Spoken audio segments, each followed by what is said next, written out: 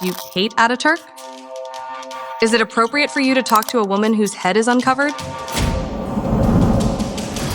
Why do women have to cover up? Can't men control themselves?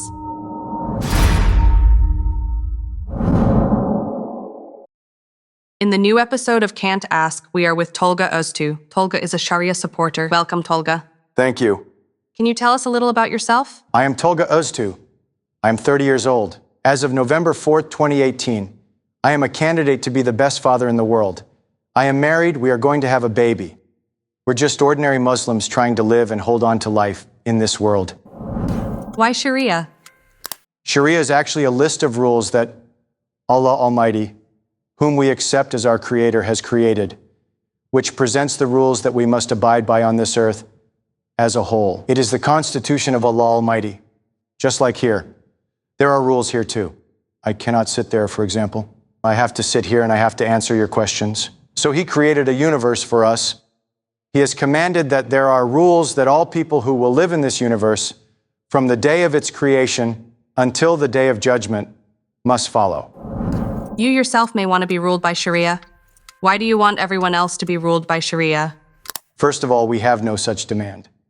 I will try to the best of my ability, first in my household, then with my children. I don't know how many children Allah will give me.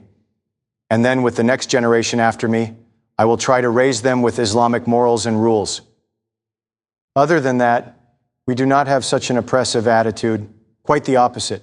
We actually recommend this. Because there is salvation, prosperity, and welfare in Sharia. Do you think that countries ruled by Sharia are prosperous? If I could claim that there is a country ruled by Sharia, I would say yes. But the matter of Sharia has turned into a tool for personal gain in today's Muslim countries, or so-called Muslim countries. In other words, this is a different version of Sharia that the rulers we call leaders have adapted to their own interests. There aren't many countries that are ruled by Sharia or where people live under Sharia. I am talking about the Sharia that should be, if it were so, murders, thefts, adulteries, and, God forbid, rapes would not occur in these so-called Muslim lands that are ruled by Sharia. Do you personally hate Ataturk? No, there is no such thing. Let me first say this clearly. I won't get into any kind of rhetoric that would be considered an insult or disrespect towards someone like Ataturk, who has created a significant legacy in our society and is no longer alive. We don't have that kind of morality anyway. It is foolish to deny that he was a very good leader, a good commander, and a good politician. But of course, I am talking about the closing of an era and the opening of a new era. I mean the formation of the Republic of Turkey. There are some things in which he played an active role. We as Muslims question why this was done, which we think harms Islam. I am talking about Islam in Turkey. Of course, since we can't directly confront him and ask, why did you do this? It remains as a wound in our hearts. Are you against secularism? Of course I am against it, because secularism is in fact a practice that goes against the principles and conditions of Islam. Therefore, we absolutely do not approve of secularism. Let me explain it like this. We will fight against secularism until we die. I mean myself and Muslims who think like me. Secularism is definitely something we oppose. It is beneath our feet, so to speak. Religion and politics should never be separated from each other, because whenever a country is not governed by religion, then turmoils start in that country. Is Sharia tolerant towards non-Muslims? When we say Sharia, what comes to mind is the Ottoman Empire after the period of our Prophet Muhammad. In these two periods leading up to the present day, in none of the lands conquered or gained by Muslims was a church or any other place of worship ever closed, nor was any woman or a child ever killed. Allah Almighty definitely has commandments regarding these issues. There is no compulsion in Islam.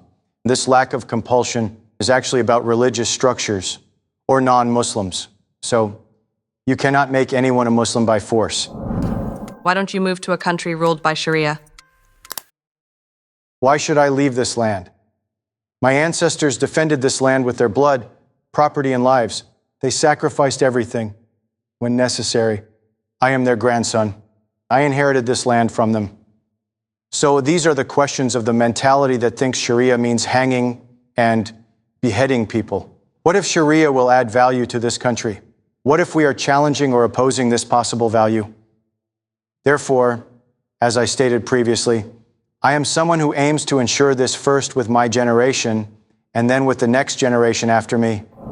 Have you thought about joining ISIS? Now, this organization called ISIS is a cruel, ruthless, murderous organization, a group that has absolutely nothing to do with Islam. In our faith, a Muslim is not obliged to engage in jihad unless there is a direct order, and war is only waged against those outside your own group. War must have a purpose. This man says Allah when he shoots and continues to chant his name. There can't be such a thing. A Muslim cannot kill another Muslim. He just simply can't. If he has such morals, if he does such an act, we cannot call this man a Muslim. This person has essentially renounced Islam and taken on a mentality that defies Allah. Can you give the definition of a true Muslim? A true Muslim is someone who is devoted to their Lord, follows his commands and orders, does not steal, refrains from consuming unlawful earnings, avoids anything that leads to sin, steers clear of evil, and strives to distance themselves from all things bad. This person accepts Allah, the Prophet, the Holy Scriptures, the angels, and destiny, and embraces the principles of faith in Islam. Is it acceptable to beat women? When we say a man, if he truly deserves that title, he wouldn't even consider insulting or hurting a woman, let alone resorting to violence. I know this is a delicate subject, so please excuse my somewhat passionate tone during this conversation. Women are creatures that Allah the Almighty has entrusted to our care and graciously gifted to us. She gives you children, right? She does the cleaning. She serves you. She raises your children. Who in their right mind could inflict violence on a woman? Under what circumstances? Of course, there should be a verse in one of the surahs of the Holy Quran, Surah Nur, verse 33, if I'm not mistaken. May Allah forgive me if I am wrong. This verse commands you to instruct your wives to perform prayer. It means explain and teach prayer. If we adapt this to modern-day Turkish, Allah Almighty wants us to encourage our ladies to practice Islam in their daily lives. If she does not comply with this, you can beat her in a way that will not oppress or harm her. Islam never accepts oppression. He has actually conveyed this to us as a warning.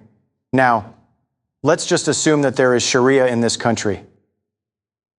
A man beat his wife, and his wife left. She said to the court, to the relevant department, "My husband did something that harmed my pride, my dignity, and my physical health. He beat me or hit me. It doesn't matter how violent." They will take this man. They say, "Why did you betray the trust, traitor? Why did you hit her? What did she do? Did she commit a lewd act? Did she do something to harm your honor? What could she have done that you hit her?" He says, "I came home in the evening. There was no food, so I hit her." You know those kinds of scumbags. They give him a good beating. This is punishable by 100 whippings. He is also suspended from his wife for some time. If he reforms, he will. Let's say he commits this act, this brave friend. Of course, after that beating, he will probably walk like a penguin. Let's say he held a grudge and he said, "I'm going to kill this woman." God forbid he was inclined to do such a thing and killed the woman. He gathers the first-degree relatives of this woman. He says, "Look, he made an attempt on your life. What do you order?" What kind of justice is this? Let's look at today. Many women have been murdered, cruelly, treacherously, dishonorably. What punishment did you give them? The man put on a suit, put on a fake tie, shaved his head, bowed his neck, said, "Judge, I regret it." Then they say, "Okay, let's reduce your sentence by 5 years. Is there such a justice? Are men and women equal? It depends on where you are. Whether this equality holds depends on what exactly is being asked. Women and men are equal in certain places, but not in others. The reason why they are not equal has something to do with the naivety of women. If I give you cement, bricks, and tiles, you cannot build a building. I can. We are not equal in terms of power. But to capitalize on this inequality, to take advantage of it, is nothing but weakness. What kind of system does Sharia promise to non-Muslims? Sharia. It does not discriminate against those who do not believe in Islam. If you are on the same land, technically it sees you as different, of course, in terms of belief. But eventually they are equal. But if he doesn't believe in anything, even if he doesn't believe in the book, in the prophet, in God, There is no such thing as condemning this man for not believing or forcing him to believe. But especially our young Muslim brothers and sisters do not want to be called Sharia followers. These ISIS fighters, with their hand-cutting, hanging people, and beheadings, that's what we unfortunately think of as Sharia law. And non-Muslim people think that if Sharia comes, these people will probably cut us up and slaughter us. Anyway, technically today, a deist, an atheist, an agnostic, etc., all of these people I know, they do not steal. They don't rape anyone. They don't usurp anyone's property. They don't commit treason against their country. Is that right? So this man is already following Sharia. You are already following Sharia even if you don't do it intentionally. You know, what can this Sharia do?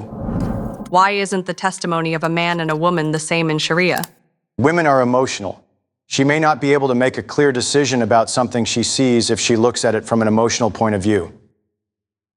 We can even illustrate this. No need to explain it in detail. Since Islam and Allah Almighty knows this, He said to women, if you are going to bear witness, let there be another woman with you.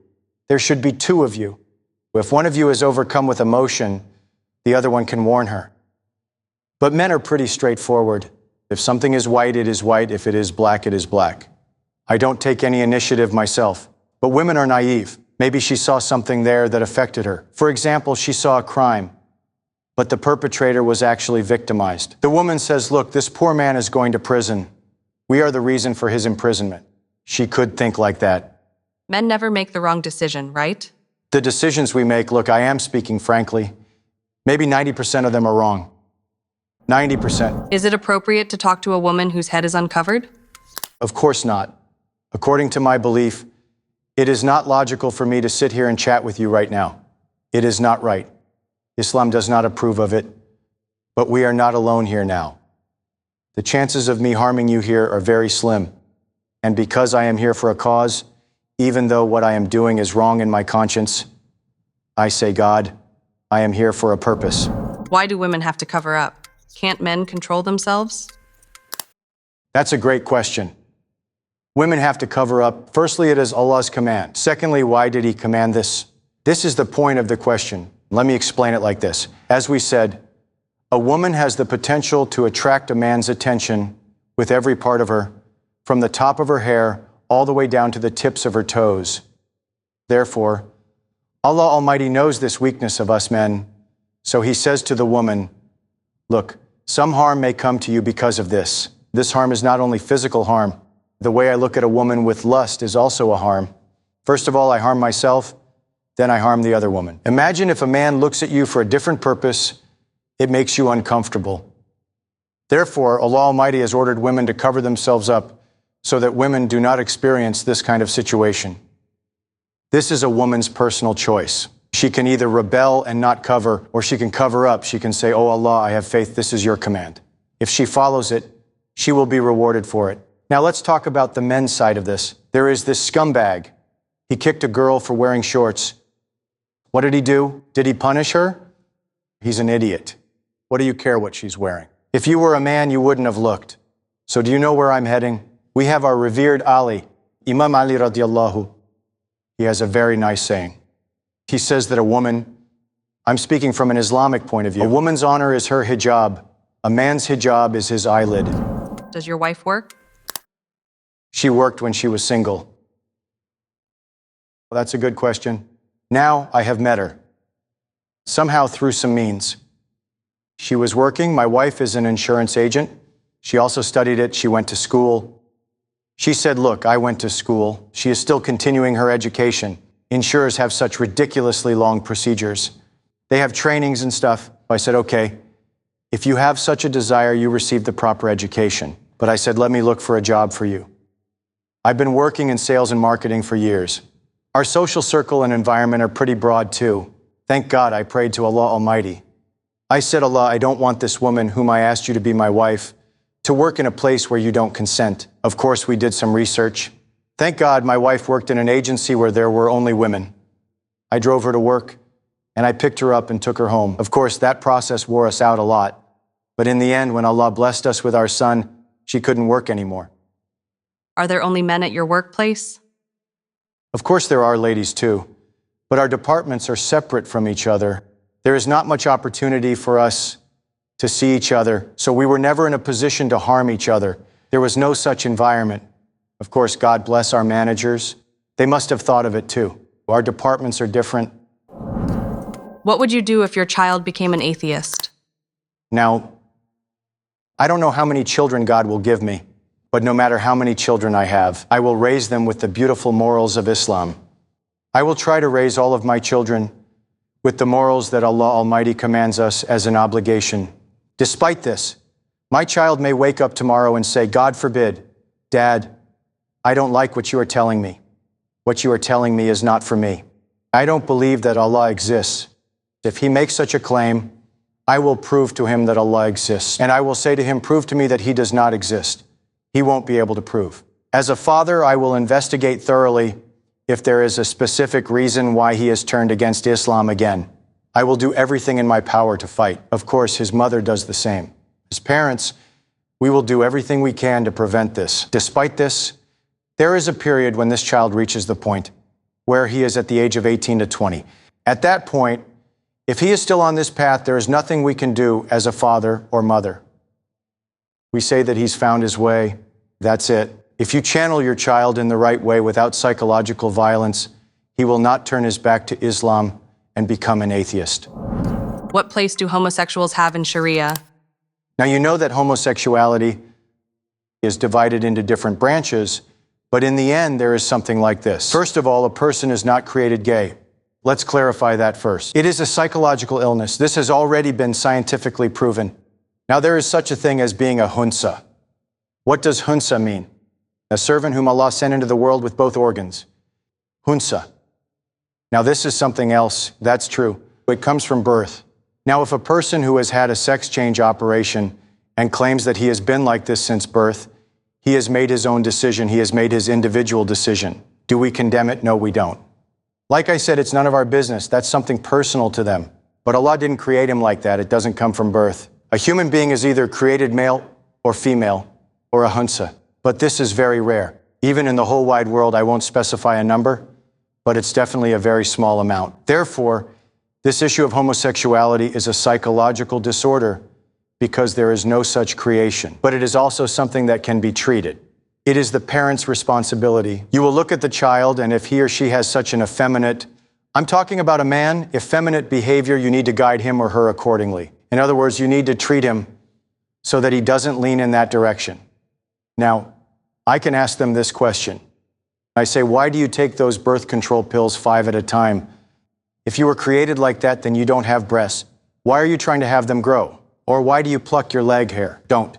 If you were created in such a way, there is such a cerebral or emotional feminization, then why do you have them done? Why do you try to look like that? So this is not something you are born with. I don't know about hormonal issues. I can't discuss that because I don't know that part very well. But it is a purely psychological issue. It is possible to treat it. As I said, it can happen to anyone. God forbid, of course. If we ask them, they are not happy with their situation. I knew a few of them when I was young. I talked to them. They are not happy with this life either. They made such a choice. What is the treatment? As far as I know, there are some special clinics for this. They can treat children with these kinds of tendencies or who are maybe a little older. By directing them in the right way, they can bring them closer to the side they should be again. That is, whatever their image is, with special treatment methods. In general, these are conversations I've researched very little. There are articles, medical names, etc. I can't get my head around it either. That's how I looked into it a little bit. Medication treatment can help bring someone mentally or psychologically closer to the sex they need to be in again, without having to use very strong drugs. His mother takes him to the women's baths. He grew up playing with dolls, etc. They've always pampered the kid. They let him play with dolls. Things like that. Now, if this child is raised with these kinds of things, femininity is imprinted in his subconscious. Inevitably, during the maturation process and also hormonally, with all those little hairs and stuff, when he compares himself to other boys, if he can't emotionally feel that sense of masculinity or macho attitudes, he might feel lost, wondering, am I even on this side? Because he can't really position himself. What would you do if your child was gay and you couldn't cure him or her? First of all, as a father myself, I empathize, I imagine. Of course, it is a great devastation, but of course, I would talk to him about it without even showing that I was devastated. Why is he like this? I would investigate this as soon as possible. If he confessed, which is probably the case, I mean, if she is a girl, like a girl without hurting her in a way she would understand. If it's a boy, again, in a way that he understands without offending him, we would go for treatment. I would do whatever I could in order to find a solution somehow. With all my effort, my possessions, my money, whatever it takes. Because this gender confusion is a very troubling process. I mean, it is the same for men and women alike. Here we see it. I mean, he was on your program recently, I watched it, and I was very impressed, for example.